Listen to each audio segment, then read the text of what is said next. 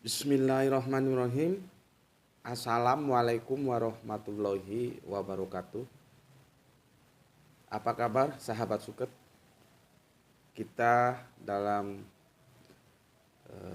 obrolan kali ini membicarakan tentang berita yang baru-baru ini hangat ya, tentang gelar pahlawan ya.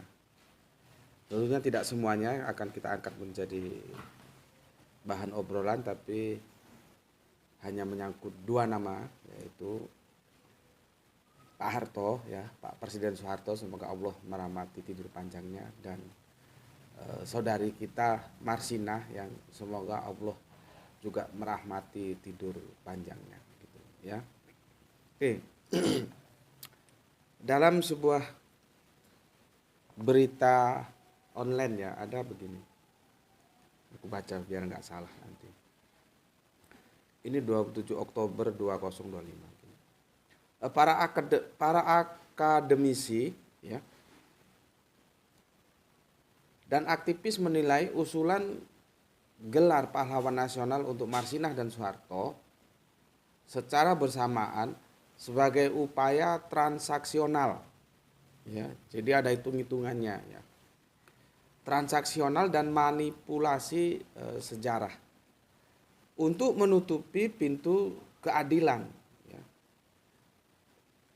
dan menghapus dosa rezim terhadap pelanggaran hak asasi manusia masa lalu gitu ya.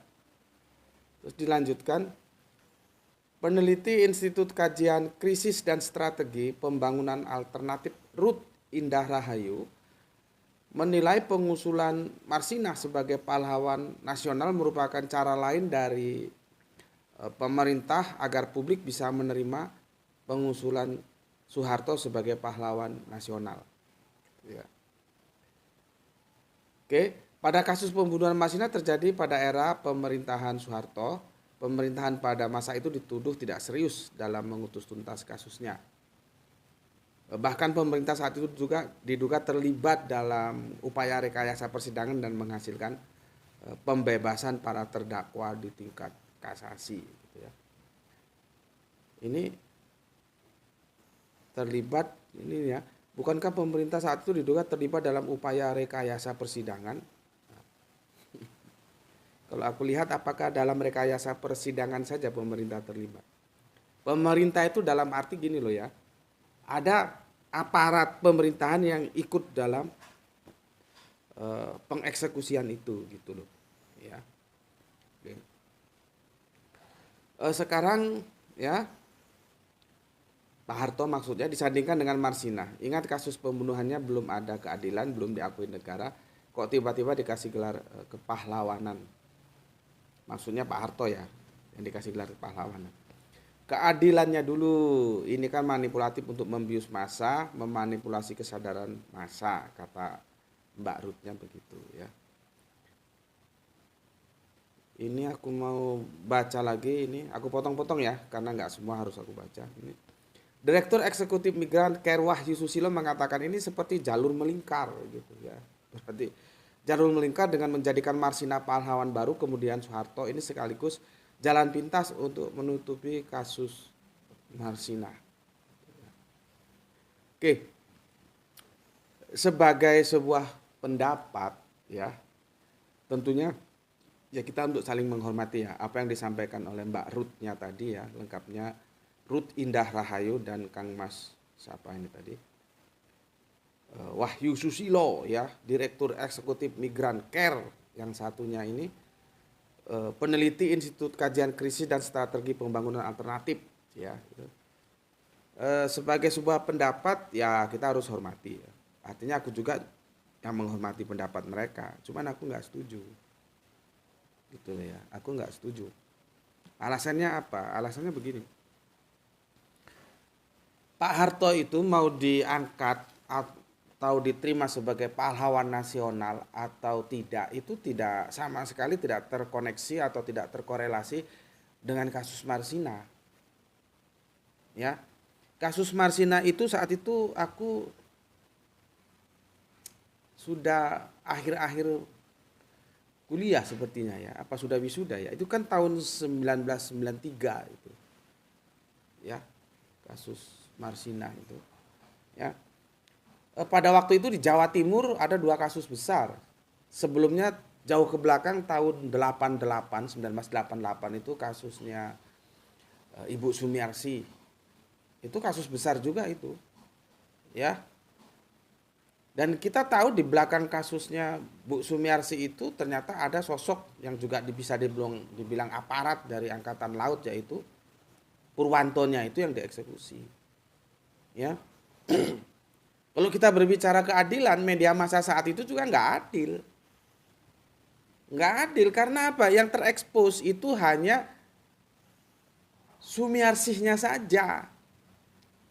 Entah media massa takut saat itu untuk mengekspos atau apa, karena sistem keterbukaan masa lalu dan masa kini tentu berubah ya. Kalau sekarang kita mau bicara apa aja sakarepmu gitu ya. Jadi apa dan bagaimana sepak terjang Purwanto itu kan tidak terekspos. Kalau itu terekspos dan itu dibicarakan dalam pengadilan, bisa jadi hukumannya bukan mati. Ya seumur hidup lah gitu ya. Tapi kan itu tidak terekspos. Artinya publik tidak disuguhi tentang sebuah keadilan. Ya. Artinya Sumiarsi ya tidak diberikan keadilan. Hanya dia saja yang disorot, Purwantonya enggak. Kan orang membunuh kan mesti ada apa namanya? Mens rea. Kalau niatnya itu apa dia membunuh, kan sebab akibat kan ada api mesti ada asap gitu loh. Dan itu tidak terungkap. Ya karena memang pada saat itu kondisi politik seperti itu ya, dan Purwanto itu kan dari Angkatan Laut kalau nggak salah. Tapi kan nggak terlalu ribet lah kita memikirkan apakah Purwanto itu sosok pribadi yang terhormat, yang baik sebagai aparat negara ya, Angkatan Laut apa enggak, itu kan sudah kita bisa baca dari kesehariannya. Kalau aparat yang baik ngapain berhubungan dengan Germo? Dari situ saja sudah terlihat sebetulnya. Ya. Oke. Itu sebagai sebuah komparasi aja pembandingnya. Sekarang ke Marsina. Ya. Ke Marsina. Pak Harto itu akhirnya kan itu sudah diajukan 2010 ya, beberapa tahun lalu kan. Di presiden-presiden yang lalu juga sudah pernah diajukan. Jadi bukan ujuk-ujuk Presiden Prabowo terus diajukan terus diangkat jadi pahlawan nasional, kan nggak begitu. Itu kan ada tarik ulurnya itu, dan akhirnya sekarang diresmikan menjadi pahlawan nasional karena ada pro kontranya. Namun demikian itu tidak terkait, tidak terkoneksi ya. Kalau bahasa statistiknya itu korelasinya 0 antara Pak Harto dan Marsina. Ya, jadi Pak Harto itu jadi pahlawan nasional atau tidak jadi pahlawan nasional tidak tergantung dengan peristiwa pembunuhan aktivis buruh Marsina ini. Nggak ada korelasinya. Tetapi memang aku setuju bahwa kasus Marsina itu juga tidak memuaskan, tidak memberikan rasa keadilan. Iya memang di situ. Tapi kan zaman pemerintahan Pak Harto bukan kasus Marsina saja. Kalau kita tarik ke belakang ada peristiwa dulu itu yang ngeri-ngeri sedap itu, gue masih SMA nggak salah itu ya. Kalau nggak salah pangdamnya masih Pak Tri Sutresno, peristiwa Tanjung Priuk. Itu gimana? Belum lagi nanti di Metro Lampung Tengah peristiwa Talang Sari itu gimana? Gitu kan itu juga kalau mau dituntaskan secara tuntas tas sehingga memberi rasa keadilan. Ya monggo, artinya memang kita selalu tidak terpuaskan dengan keadilan. Aku setuju, dan aku setuju juga bahwa kasus Marsina itu tidak memberikan rasa keadilan dan kita menuntut itu. Tetapi itu tidak serta-merta terkoneksi dengan diangkatnya Pak Harto sebagai pahlawan nasional. Justru aku yang merasa bangga, yang merasa kaget, saudara kita ya, seseorang yang dari deso untuk mencari sesuap nasi, dia menjadi buruh pabrik jam dan akhirnya dieksekusi dengan cara yang tidak manusiawi. Gue ngikuti berita itu ya, itu kan di Jawa Timur itu peristiwanya.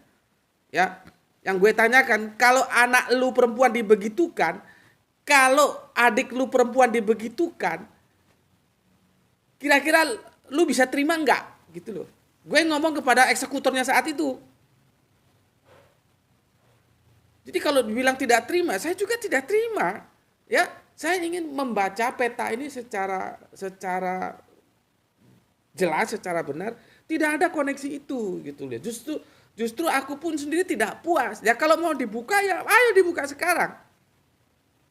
Apakah itu eksekutornya itu masih hidup? Ya, dibuka ulang maksudnya. Karena penyiksaannya sangat tidak manusiawi, di mana kemaluan dimasukin benda tumpul itu binatang yang lebih dari binatang. Makanya gue ngomong, kalau adik lu, kalau saudara perempuan lu dibegitukan, lu terima kagak? Gitu loh. Ya. Jadi sekali lagi ya, gue bilang itu nggak terkoneksi. Tapi gue hormati ya, namanya beda pendapat. Apa yang disampaikan oleh Mbak Ruth dan Mbak siapa? Mas, sorry bukan, sorry. Ya, Mas Wahyu Susilo itu gue hormati. Tapi gue nggak sependapat.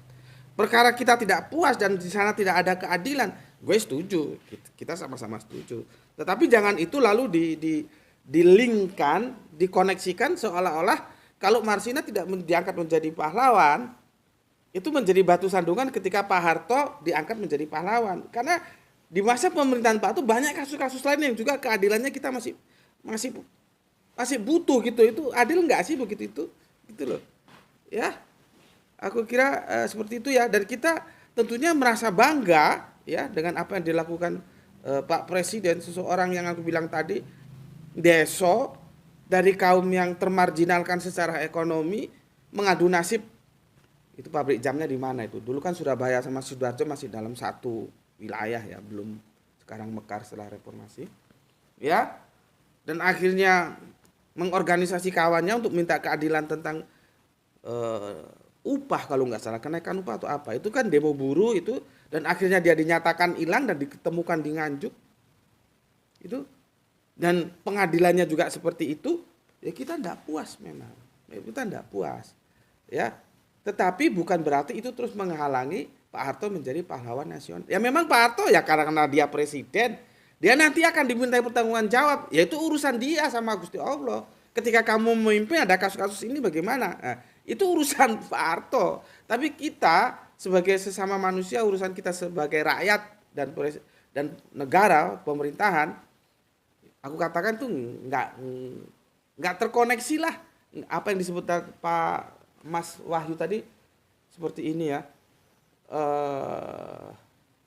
Apa tadi?